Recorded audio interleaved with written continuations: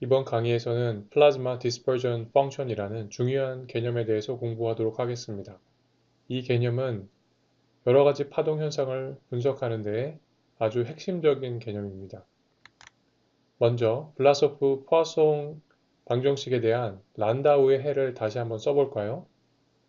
이 해에서 중요한 함수가 여기에 있는 n of p 그리고 d of p 이 두 함수였죠.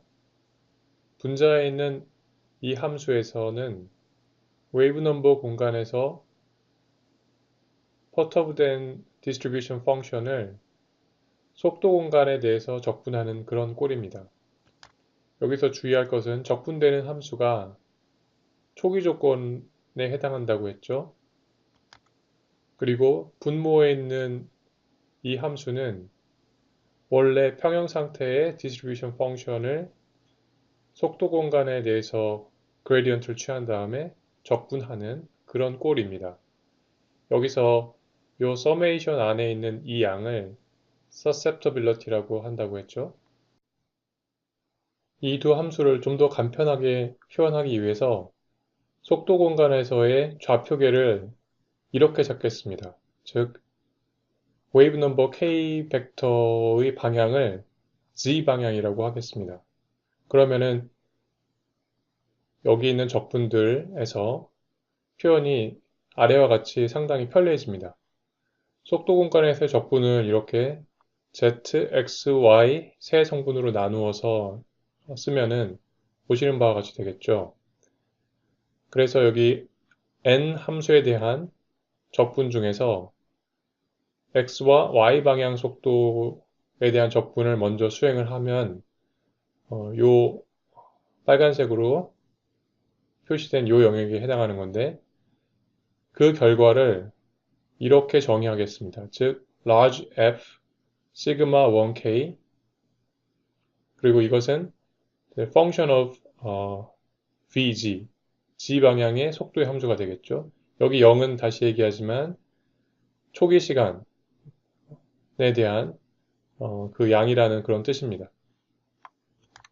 susceptibility에 대해서 유사하게 우리가 정의를 할 수 있는데 즉 속도 공간에서 원래 평형 디스트리뷰션을 z 방향으로 미분하고 그리고 x, y 방향으로 적분한 이 양을 우리가 large f sigma zero라고 정의를 하겠습니다. 이러한 정의를 도입하면 펑션 d와 n이 조금은 더 간편한 형태로 표현이 되게 됩니다. 함수 d와 n을 계산할 때 주의할 점이 한 가지 있는데요. 여기 분모에서 0이 되는 경우, 즉 폴이 되는 경우에 적분의 경로를 적절히 왜곡시킬 필요가 있습니다. 그 이유에 대해서는 상세히 설명하지 않겠고 그림으로 간단히 개념을 얘기하도록 하겠습니다. 오른쪽 그림 A에서처럼 폴의 위치, 즉 IP over K 이 값이 실수축 위에 있으면 또 다른 얘기로 하면 P의 리얼 파트가 0보다 큰 경우가 되겠죠. 이런 상황이 되면은 적분은 그냥 실수축을 따라서 하면 됩니다. 그런데 P의 리얼 파트가 점점 작아져서 이렇게 0이 되면은 실수축에 딱 닿겠죠.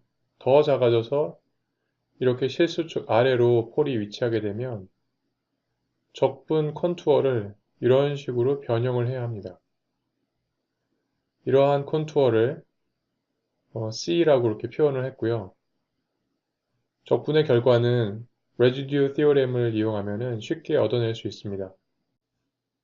자, 이제 특별한 경우에 대해서 플라즈마의 susceptibility 펑션을 계산해 봅시다.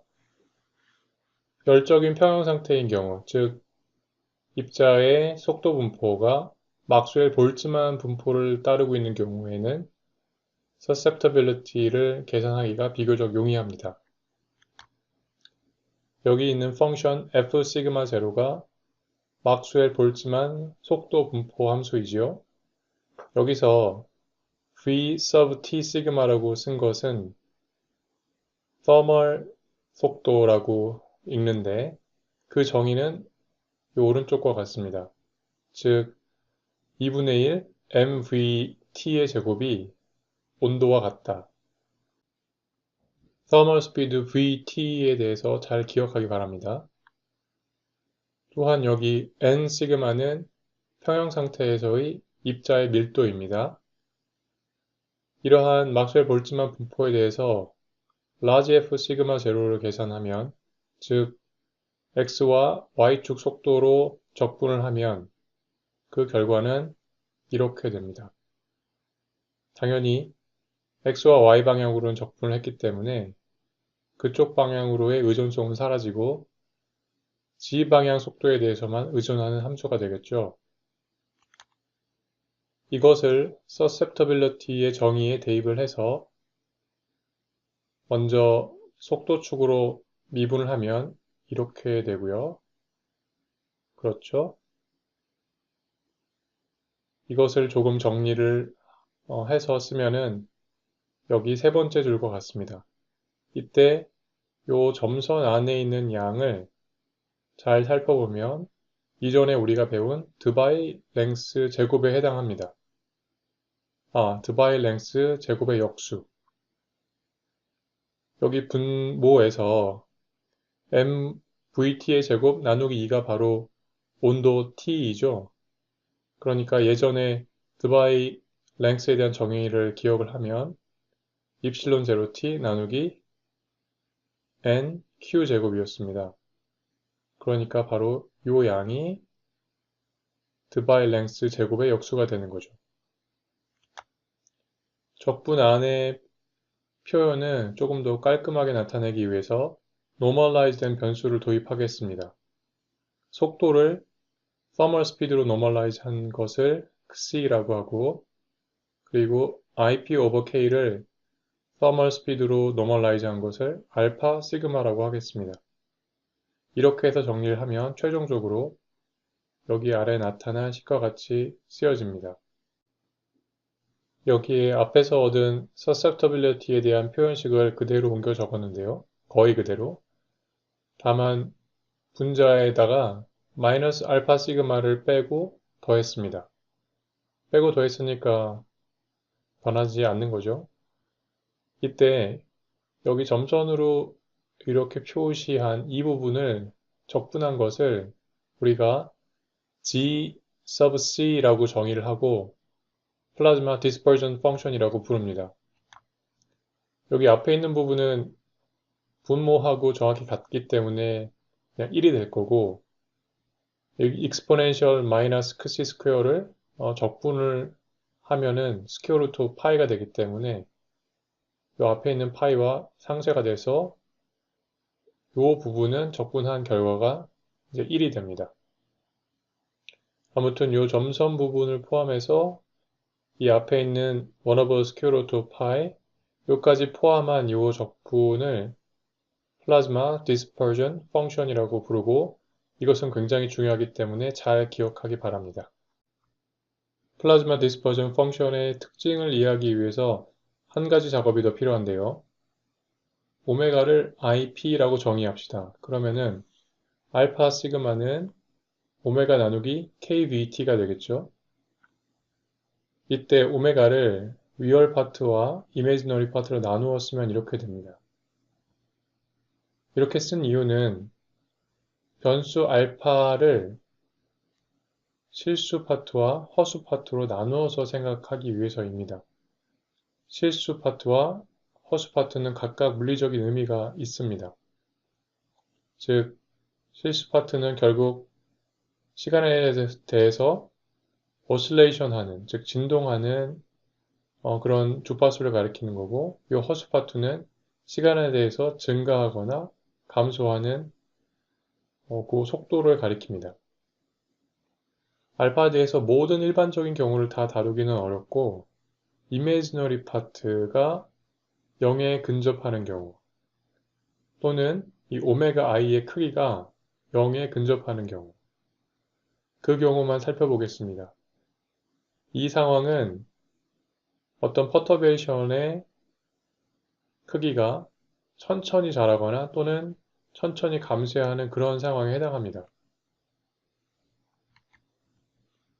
이런 상황에서는 플라즈마 디스퍼전 펑션을 플래멜지 이론을 이용을 해서 좀 더 간단하게 계산해낼 수 있습니다. 그 계산 결과는 두 파트로 나타내지는데요. 첫 번째 파트는 프린시플 파트라고 부릅니다.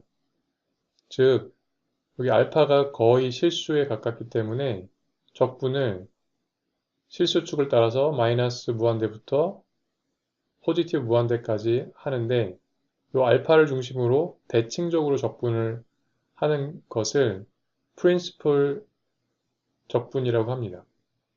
다시 한번 얘기하면 알파의 실수 값을 중심으로 대칭적으로 실수축을 따라서 적분한 결과를 프린시플 값이라고 부릅니다. 그래서 여기 P라고 표기를 한 거예요. 그리고 나머지는 이렇게 주어지는데 여기서 주의할 것은 여기 K 나누기 K의 절대값이 가리키는 것은 바로 K의 부호예요. 부호에 따라서 이게 마이너스 1이 될 수도 있고 플러스 1이 되겠죠. 이 아래에 플래멜리 포뮬라를 정리해서 적어놨으니까 잘 살펴보고 플라즈마 디스퍼전 펑션이 정말로 이렇게 표현되는지 확인해 보기 바랍니다.